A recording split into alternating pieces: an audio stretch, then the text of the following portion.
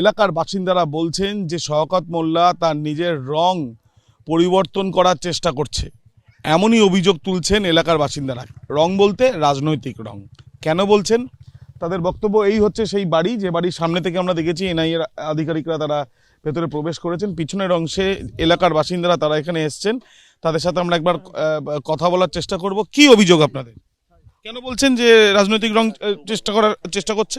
এলাকায় ভয়ভীতি দেখাবার চেষ্টা করছে। হ্যাঁ, যে আমি এই পার্টিতে ঢুকে যাচ্ছি, বুঝলেন? কোন পার্টিতে? এই বিজেপিতে ঢুকে যাচ্ছি, তোকে দেখে নেবো। যেরকম তৃণমূলের শওকত মোল্লা, হ্যাঁ, এই গ্রামে রডিয়ে দিচ্ছে। হ্যাঁ, গ্রামের মানুষ ভীত সন্ত্রস্ত হয়ে ঘরের মধ্যে চুপ করে বসে আছে। কেন রং বদল হচ্ছে, এটা কেন মনে হচ্ছে আপনাদের? ওরা সিপিএম থেকে টিএমসিতে এসেছিল, যেভাবে সেইভাবে মনে করছে যে আমি ফের টিএমসি থেকে বিজেপিতে আসবে। রাতারাতি উনি মানে ওনার ঘরের রংগুলো চেঞ্জ করছে। কোনটা দেখ, এদিকে আসুন, কোনটা দেখান। এটা গেরু রং যেটা করছে, এইটা জানলা টানলাগুলো করছে। মানে কবে হয়েছিল? এই 3 দিন আগে। রং তো বাড়ির হতে পারে, আপনাদের সন্দেহ? গেরু রংটা করছে যার জন্য লোককে বোঝাবে যে আমি ফের বিজেপিতে আসছি। আমি ঢুকে গেছি, ডাইরেক্টলি বলছি আমি ঢুকে গেছি, তোদেরকে ব্যবস্থা হবে। এবং এর মধ্যে মারধরও করছে, মানে এমন মারছে। এর জন্য আবার উপরন্ত 25 জনের নামে কেস দিয়েছে।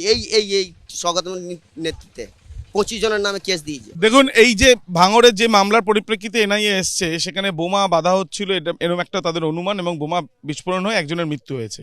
তো বোমা বাঁধার লোকজন শওকত মোল্লার কাছে আছে, বা সে এরকম ভাঙড়ে নিয়ে যেত? ওই তো হেড মাস্টার, বন্দুক ওই মাস্টার। এই 9টা অঞ্চল ওর মেশিনে চলে, ওর লোকে চলে। বাচ্চা ছেলে শাহজাহান জাহাঙ্গীর এর কাছে বাচ্চা শিশু এ হচ্ছে ইন্টারন্যাশনাল ক্রিমিনাল। মানে আপনি বলছেন বোমার ক্ষেত্রে সব কিছু পয়সা দিয়ে লোকের মার্ডার করে, মানিক পাইকের মার্ডার করেছে এই লোক। এইটা জিততে পারলে আমাদের আশেপাশে 70টা ঘর রাখতো না, ফিচারি করে নিত। মারাত্মক সব অভিযোগ তাদের তরফ থেকে করা হচ্ছে, এবং তারা বলছেন যে এই যে জানলার শেড রং করা হয়েছে গেরুয়া, তাদের অভিযোগ এই গেরুয়া হওয়ার পিছনেও কারণ শুধুমাত্র দেওয়ালে রং করা নয়, সে তার রাজনৈতিক রং বা বিশ্বাস সেগুলো পরিবর্তন করছেন, সেই বার্তাই দেওয়ার চেষ্টা করছে। এবং তার সাথে সাথে তার এটাও বক্তব্য তাদের যে এই বোমা গুলির সংস্কৃতিতে ওতপ্রোতভাবে জড়িত শওকত মোল্লা, এমনটাই স্থানীয়দের বক্তব্য, এবং এখনও তার দৌরত্ব চলছে। ক্যামেরায় অভিজিৎ দত্তর সাথে আবির দত্ত, এবিপি আনন্দ।